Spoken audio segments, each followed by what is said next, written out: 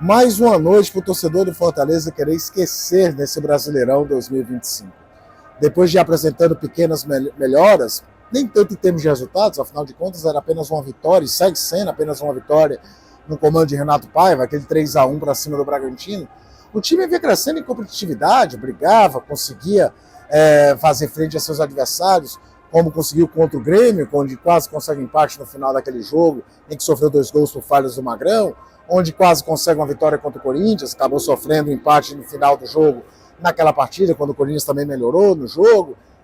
No jogo desse sábado na Arena Castelão, simplesmente 5-0 para o Botafogo, uma goleada histórica e vexatória que o Fortaleza sofre dentro da sua casa, onde ano passado, naquela brilhante campanha de G4, não perdeu nenhuma vez. O Fortaleza toma uma goleada desse tamanho.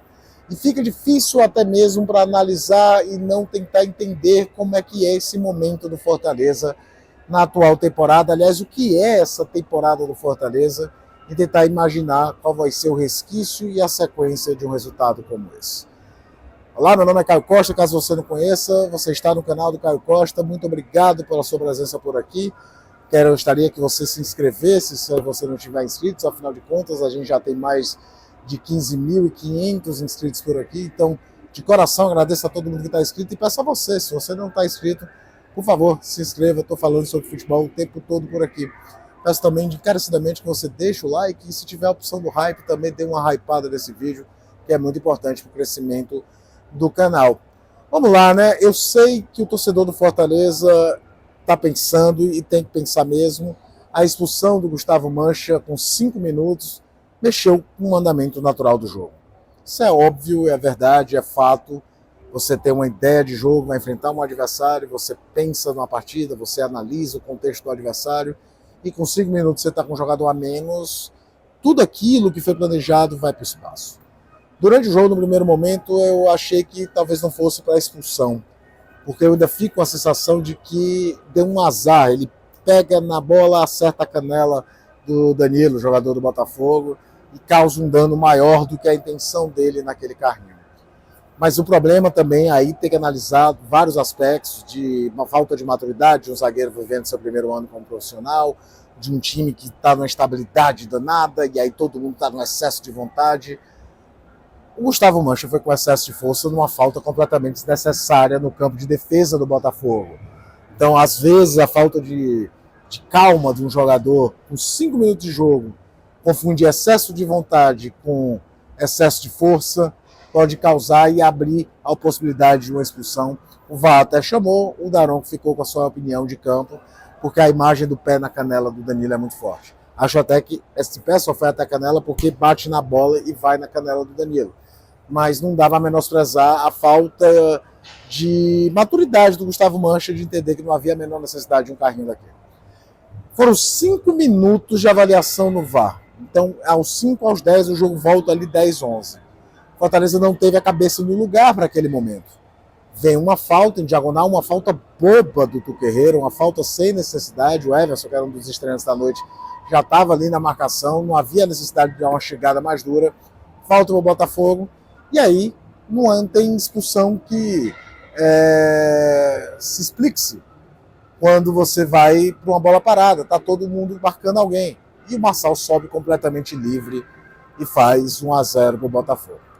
Renato Paiva tentando remontar a equipe, sacou o Davidson, abriu mão do seu homem de referência para trazer o Gaston Ávila e recuperar a sua linha de 4. No primeiro momento o time ficou defendendo com a linha de 4, a linha de 3, Herrera e Breno Lopes à frente, e o Botafogo encontrou muito espaço, poderia ter feito 2-0 até antes. Depois o Fortaleza sobe um pouco mais essa linha, Herrera e Breno Lopes voltaram um pouco mais para dar uma fechada à frente da linha de zaga. E ali, naquele curto momento, do minuto 32 ao minuto 45, a gente viu um Fortaleza corajoso, um Fortaleza se arriscando. É claro que a margem de erro contra um Botafogo que tem muita qualidade, ela é mínima. Mas o Fortaleza tentou jogar ali. Faltou um poder de finalização maior, faltou ter mais capacidade de, perto do último terço, conseguir concluir em gol as suas aproximações, mas finalizava. Né? Tinha jogo, competia. Só que, como eu falei, contra o Botafogo, que tem muita qualidade, Danilo chegando de volta ao futebol brasileiro, Montoro é um jogador talentoso, tem um centroavante como Arthur Cabral, uma jogada de infiltração 2-0. Eu sei que o golpe era muito duro, muito duro. Você tinha conseguido reequilibrar o jogo e toma um gol praticamente no último lance do primeiro tempo. Mas é inadmissível e injustificável o que foi o Fortaleza no segundo tempo. Veio uma mudança, a entrada do Rossetto no lugar do Matheus Pereira. Eu imagino que tenha sido uma questão médica, o que é péssimo, porque o Matheus Pereira é um dos poucos jogadores do Fortaleza que vinha mostrando alguma coisa. Mas também não sei se a entrada do Rossetto, por mais que a característica fosse parecida, fazia sentido. Talvez o momento fosse, meu irmão, fecha a casinha, vai para um jogo de sobrevivência, torce por uma bola longa, por uma bola parada para voltar para o jogo. Só que, além de tudo, o time voltou completamente desligado. E isso é injustificável. Não dá para buscar na expulsão do Gustavo Mancha com 5 minutos a justificativa para o time voltar como voltou do intervalo. Com 55 segundos já tinha tido bola na trave do Milton. Aos 3, gol do Botafogo 3-0. Aos 8, 4-0, gol do David Cado. Todo em bolas paradas. O quinto gol, o gol do Matheus Martins, foi só um golpe de misericórdia de uma noite tenebrosa do Fortaleza. De uma noite terrível e de uma noite que pode causar um impacto ainda pior. Porque aquela sensação de melhora vai para o espaço. E eu venho batendo nessa tecla faz tempo. Fortaleza é um time que toma gol todo jogo. Se eu não me engano, já são 14 jogos seguidos sofrendo gol todo jogo. O último jogo que o Fortaleza não foi vazado foi contra o Bucaramanga. Lá atrás, na Libertadores, aquele 0-0. E sem o mínimo de estabilidade defensiva, você não sobrevive na Série A, muito menos quando a sua briga é para não cair. Então, hoje o impacto dessa derrota tem que ter muita calma para conseguir entender e buscar forças. Porque parece que um pouquinho do castelo que tinha sido construído de areia nos primeiros jogos do Renato Paiva pode ter ido para o espaço depois de tomar uma pancada de 5-0 contra o Botafogo. E olha lá pelas tantas o Botafogo passou a preservar seus jogadores, afinal de contas tem um adversário dificílimo na Copa Libertadores, que é a LDU, lá jogando pela Copa Libertadores.